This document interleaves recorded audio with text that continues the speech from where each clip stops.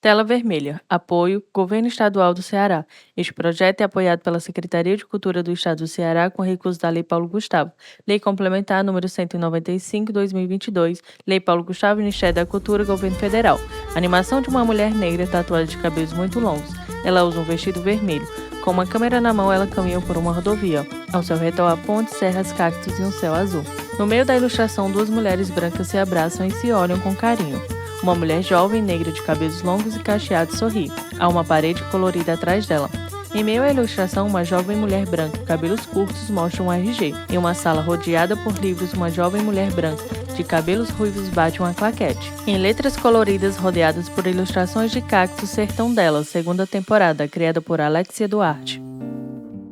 Eu sou Sara Benvenuto, eu sou uma mulher branca, tenho cabelos caracolados, ruivos, e eu estou aqui na sala da minha casa, né, participando desse documentário belíssimo. E aqui atrás de mim eu tenho umas plantinhas, alguns quadros dos meus filmes nas paredes. Eu tenho também alguns livros aqui atrás, no estante. E eu estou usando uma blusa bege, um colarzinho que tem um pingente de um trevo de 4 folhas, e estou usando óculos.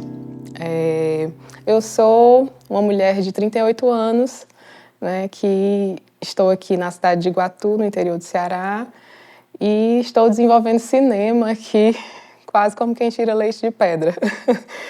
Eu nem sei dizer mais assim, se eu comecei o cinema, se o cinema começou em mim, né? Porque eu sempre acho que eu fui uma criança assim muito Sara em um set de gravação. sensível, criativa, e eu adorava Discos de vinil em um música, caixote. porque meus pais eram seresteiros, né? Então minha mãe e meu pai cantavam na noite, então eu tinha essa relação assim com muita gente em casa, muita música, muita poesia, né? Então eu tinha essa referência, muitos livros. Eu tive a sorte de crescer assim numa casa que tinha biblioteca, que isso é um privilégio, né? Eu adorava fantasiar narrativas, histórias, adorava contar história, adorava ouvir histórias. E ainda não tinha o computador, a gente ainda não tinha internet aqui no Iguatu, mas a gente tinha muito essa relação com a TV e eu adorava videoclipe. Então eu adorava videoclipe. E o que hoje eu entendo que eu adorava videoclipe já era a minha primeira relação com o cinema. Era a montagem. Eu adorava porque tinha música e tinha a montagem dos filmes ali, aquela relação das imagens, do som com a música. E isso Sara também mostra traz DVDs. a relação com a língua inglesa, que eu também sou professora de língua inglesa, então para mim já nasceu meio que tudo junto. Em uma sala de E aula. normalmente é isso, eu acho que o meu cinema hoje vai muito para sala de aula mesmo. Eu costumo dizer que é um cinema de sala de aula. E eu estou dizendo isso, talvez, para mim, eu leio isso. Sara no set de gravação. Você ter a possibilidade de fazer um cinema que você já tem um público, né?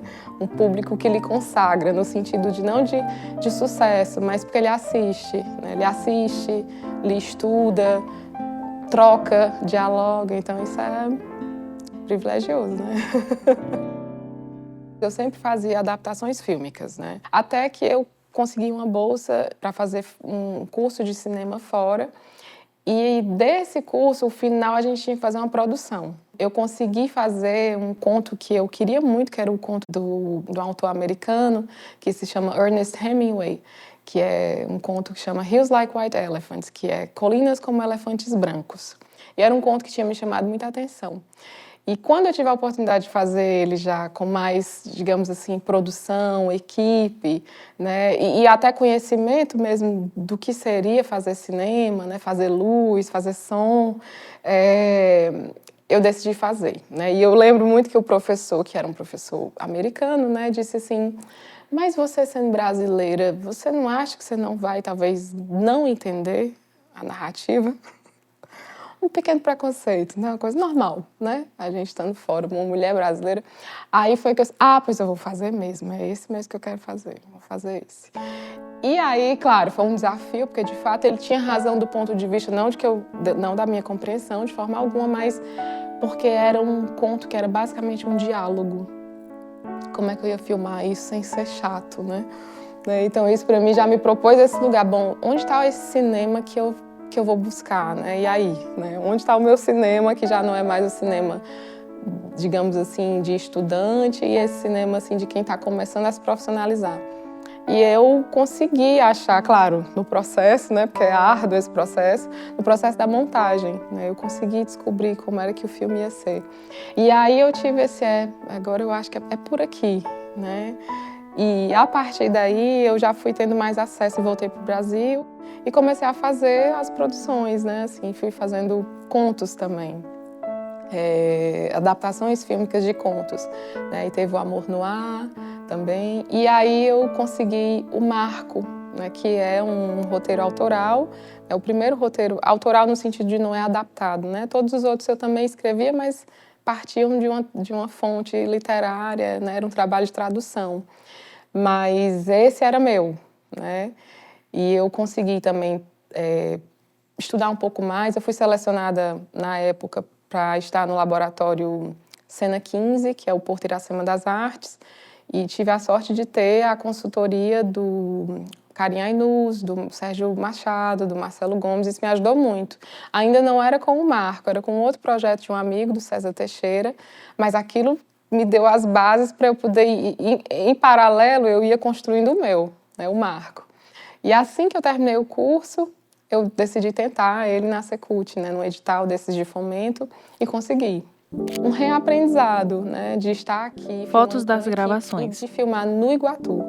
Né, filmar no Iguatu porque nesse momento eu tinha voltado para cá como professora e isso foi duplo, né, foi criar uma narrativa minha, autoral, com mais uma equipe maior dentro da minha cidade natal, que falava de um filme sobre um retorno de uma personagem à sua cidade natal. Então foi intenso. Mas foi muito bom. Aprendi muito. Eu acho que eu diria que eu aprendi mais do que em qualquer outro curso. Hoje eu já percebo que a minha narrativa assim, tem muito mais do que não se diz. A Isabela, que é minha companheira e atriz e parceira, né, nos filmes e na vida, ela sempre me diz assim, que os meus filmes têm muito desse lugar do que não é dito. E é interessante porque ele tem que ser filmado, né? A gente vive das imagens, né? A gente precisa que as imagens estejam nas nossas narrativas de alguma forma, ou a sugestão delas, né? E de fato, é uma coisa que eu tenho percebido mesmo, meus filmes vão por aí, eles vão muito por esse lugar do que não se conta e do que não se diz. Junto dessas minhas tentativas de adaptação, de filmar, de fazer filme, eu fui assim tragada por uma pesquisa de uma grande professora que hoje é uma amiga, foi minha orientadora, mas hoje é uma colega, né, que ela voltou do doutorado com essa pesquisa de acessibilidade. E na época, legal, acessibilidade, bonito, importante, mas faz o quê, professora? E a disciplina que ela ia dar, que ela deu pra gente era faz tradução de filme. Aí quando ela falou filme, ela me ganhou ali. Tive a possibilidade, então, de desde a letras trabalhar esse lugar de acessibilizar esses filmes, né, com a audiodescrição, que é esse recurso para as pessoas com deficiência visual, e a legendagem para surdos e ensurdecidos, que a gente chama também de LSE. E eu aprendi a fazer esses recursos, né? E enquanto eu aprendia esses recursos, aprendia sobre tradução, né? Ganhava uma nova profissão dentro da letras, eu fazia meus filmes. E aí os meus filmes já nasciam com tudo, né? Com essa acessibilidade. Para quem quer fazer cinema, né? Seguir na área, ou qualquer área artística, né? Eu acho que a primeira coisa é fazer. É fazer, né? Independente de como de como vai ser feito, de que fazer. Toda a arte ela precisa ser do interior, né? No sentido mesmo de si. E aí, a partir disso, claro, né, a gente precisa sobreviver também, né? Então, é importante que a gente tenha uma dignidade nesse fazer artístico. É importante que um país tenha artistas que são profissionais, que vivem disso com dignidade, né? Não dá também pra gente dizer também que a gente não vai comer, né? Ou é muito duro quando a gente tem que escolher fazer outros trabalhos porque precisa sobreviver, né? E para muitos, né, você sabe fazer aquilo, né? Então você precisa cobrar por aquilo, né? Então, são lutas separadas, né? Uma coisa é você fazer, se você é artista, você será artista. Tenha seu grupo, né? Sara sorrindo Realmente, no a gente set de precisa gravação. grupo para fazer isso, a gente precisa de um coletivo para fazer isso. A gente precisa também lutar pela política sobre isso. Então, não adianta também fazer arte e querer ser pago por isso sem também se envolver nesse lugar que é o que nos organiza, né, também, e digamos assim, também nos politiza. Então, eu acho que é uma mistura de tudo isso. Você precisa estar, ao mesmo tempo que você cria, porque isso é inevitável, isso vai vir de você, mas você precisa se profissionalizar também, porque você precisa criar dentro de um grupo, possivelmente, quando eu falo de cinema, ainda mais, e você precisa lutar pela sua arte, né? Então, ainda mais no Brasil que nós estamos, no Brasil que nós acabamos de sair e no Brasil que a gente possivelmente pode voltar. Então, eu acho que não tem problema a gente ter os espaços de congregações religiosas, por exemplo, né? Não teria problema, mas esses espaços já estão politizados e nós não. Então tem um problema aí. Tem um problema, claro, nesses espaços, né, em muitos deles, mas tem um problema que nós não estamos também colocando esse lugar da nossa congregação dentro dessa luta política.